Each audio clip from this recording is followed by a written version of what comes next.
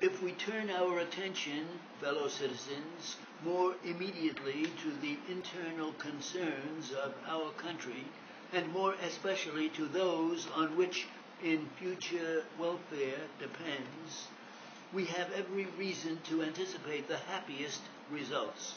It is now rather more than 44 years since we declared our independence, and 37 since it was acknowledged. The talents and virtues which were displayed in that great struggle were a sure presage of all that has since followed. A people who were able to surmount in their infant state such great perils would be more competent as they rose into manhood to repeal any which they might meet in their progress. Their physical strength would be more adequate to foreign danger, and the practice of self-government, aided by the light of experience, could not fail to produce any effect equally salutary on all those questions connected with the internal organization. These favorable anticipations have been realized.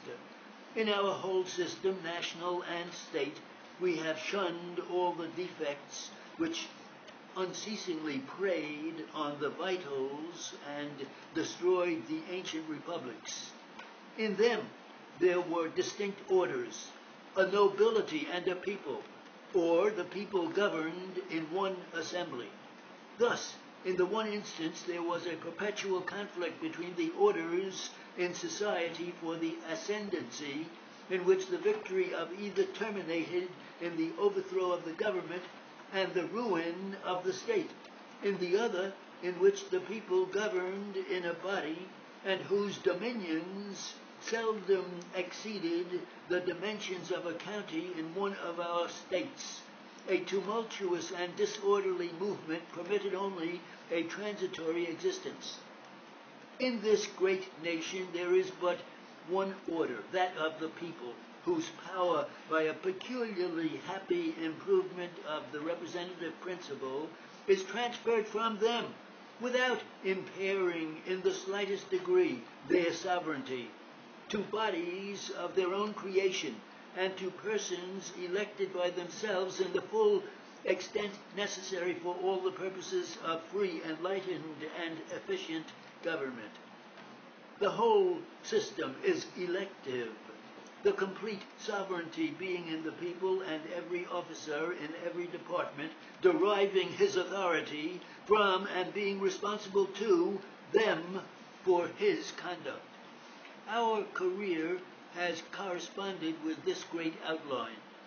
Perfection in our organization could not have been expected in the outset, either in the national or state governments, or in tracing the line between their respective powers. But no serious conflict has arisen, nor any contest, but such as are managed by argument and by a fair appeal to the good sense of the people, and many of the defects which experience had clearly demonstrated in both governments have been remedied.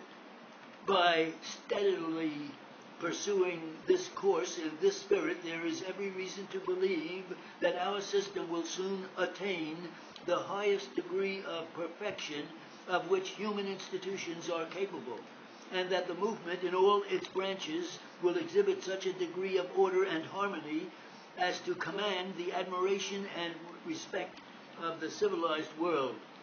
Our physical attainments have not been eminent. 25 years ago, the river Mississippi was shut up, and our western brethren had no outlet for their commerce. What has been the progress since that time?